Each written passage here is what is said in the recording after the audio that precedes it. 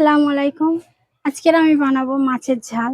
তার জন্য বাজার থেকে মাছ নিয়ে এসেছি। এটাকে আমি মসলা দিয়ে মাখিয়ে নেব।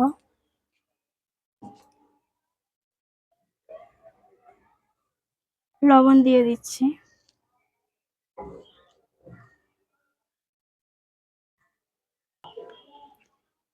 এটা একটু আমি সুন্দর করে মাখিয়ে নিচ্ছি।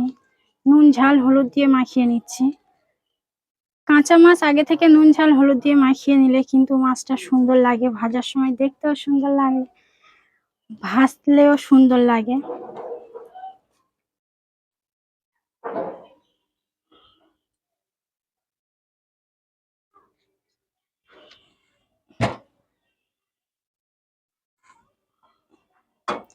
তেল আমি দিয়ে দিয়েছি। তেলটা ভালো গরম হওয়ার জন্য অপেক্ষা করব। ভালো গরম হলে তবে কিন্তু মাছ দেব।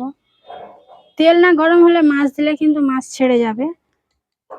ওই জন্য করে কড়াইও ধরে বসতে পারে, সেই জন্য তেলটা ভালো করে গরম করে নেওয়া ভালো।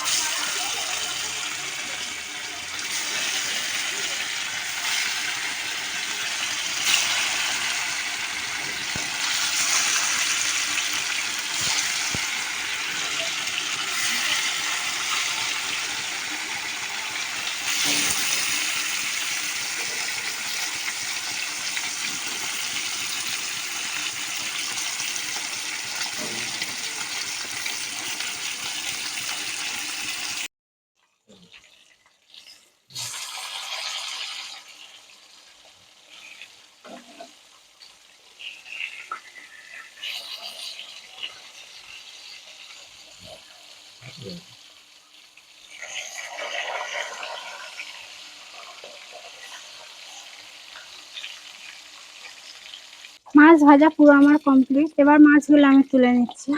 মাছ ভাজাটাই ইম্পর্টেন্ট। মাছটা যত সুন্দর ভাজা হবে রান্না কিন্তু তত সুন্দর হবে। মাছটা একটু লাল লাল করে কড়া করে ভাজলে কিন্তু খেতে সুন্দর লাগে। মাছের ঝাল করার পরে মাছটা আর নরম হয় না। মাছ আমার ভাজা কমপ্লিট।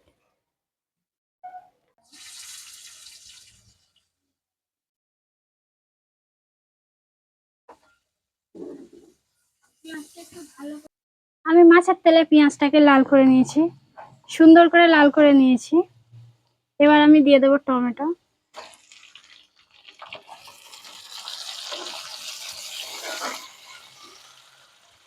এবার আমি মশলাগুলো দিয়ে দেবো। লবণ দিয়ে দিচ্ছি, হলুদ আর গুঁড়ো ঝাল, আদা রসুন বাটা, এটা হচ্ছে সর্ষে বাটা।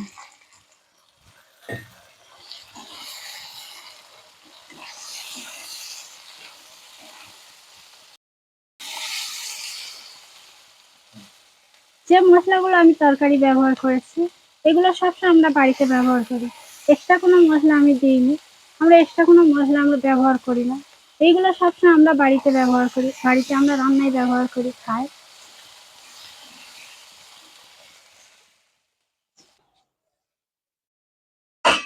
ঝোলটা ফুটে উঠেছে, এবার আমি দিয়ে দেবো মাছগুলো।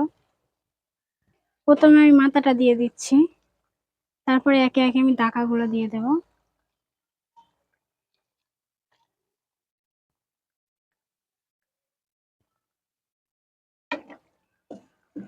আমি অল্প মাছ দিয়েছি, সামান্য কিছু রেখে দিয়েছি কালকের জন্য।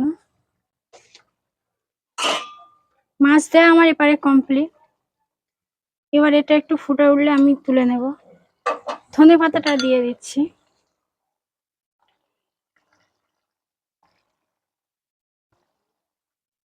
রান্নার শেষে ধনেপাতা দিলে কিন্তু কাঁচা ধনেপাতার সেন্টটা সুন্দর লাগে, সেই জন্য ধনেপাতা আমি দিয়ে দিচ্ছি। এবার আমি চাপা দেব।